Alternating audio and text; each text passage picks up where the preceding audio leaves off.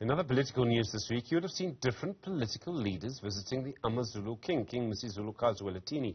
Yesterday, it was the Democratic Alliance. Earlier in the week, it was the Economic Freedom Fighters. Dr. Fikile Vilakazi is the head of the Gender Equity Unit at the University of the Western Cape and a political analyst. Dr. Vilakazi, good afternoon to you and thank you for your time. We all know the King is an important leader, and obviously, especially in KwaZulu-Natal, but he's not technically a politician, or is he? How important is he to politicians?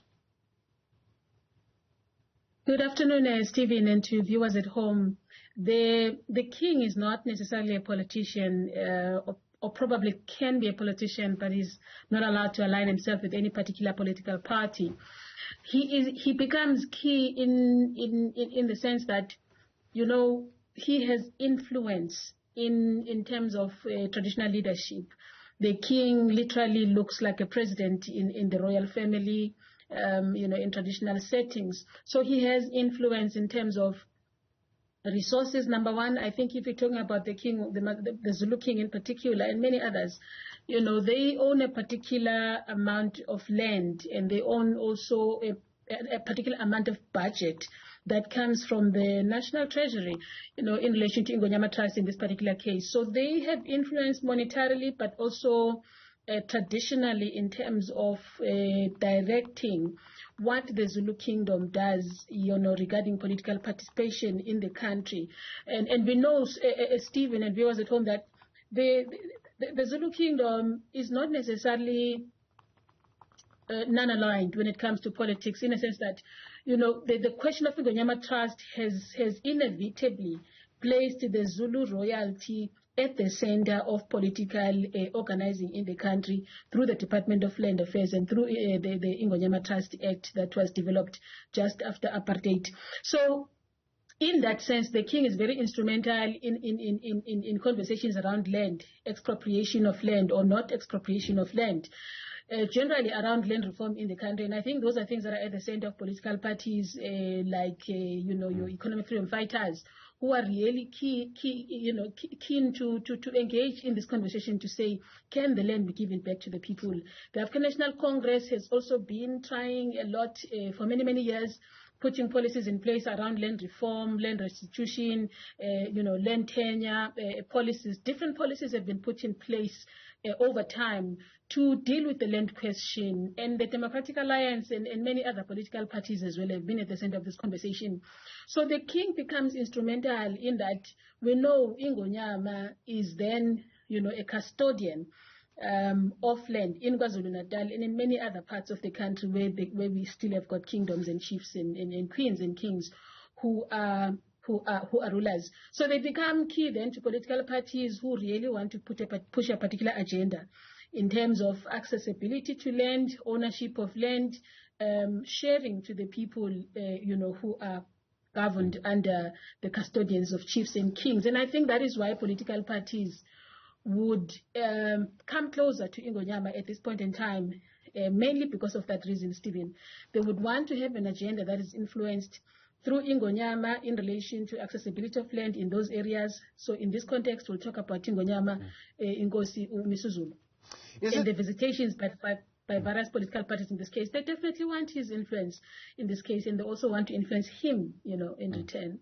Does he almost have sorry to interrupt, does he almost have a duty or an obligation to meet all of the major political parties that want to see him in his sort of apolitical, but not really apolitical, but sort of political, but not really political role?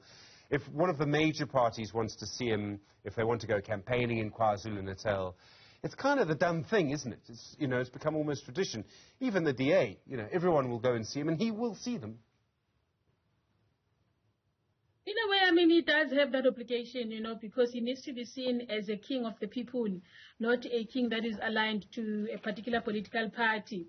Although we know, Stephen, that Inkosi AmaZulu has always been aligned with the Inkatha Freedom Party, right, for reasons that are obvious. I think the Zulu Kingdom, you know, emanates from that place of royalty and traditional leadership that is very much linked to the late Prince Mangosuthu Buthelezi, Inkosi Ushaga, who then became what we now know as Inkatha Freedom Party, just in terms of philosophical and ideological standpoint. So there is that alignment, you know, in the eyes of the public. So the king would then not want to be seen to be aligning himself in those ways. So if a political party outside of IFP, from other structures want to meet with him, he would want to do that kind of a thing. But I mean, we know politics is politics. I think that some of the people, even within the royal family, were beginning to say, we have a problem with the manner in which the king is engaging, around just the question of succession, the question of royalty, other people saying the relationship with the king and the ANC government, particularly the presidency, just in terms of the succession that happened, is dodgy, because people are beginning to say maybe the king is compromising royalty here and sleeping in the same bed with the governing party in this instance, and therefore aligned in some ways. So there are those perceptions within society that say the king is not necessarily non-aligned. I think clearly we can see where his allegiance lies, Sure. and again linked to Ingonyama Trust, Stephen. We cannot at this point avoid the question of Ingonyama Trust. Ingonyama Trust is a political institution.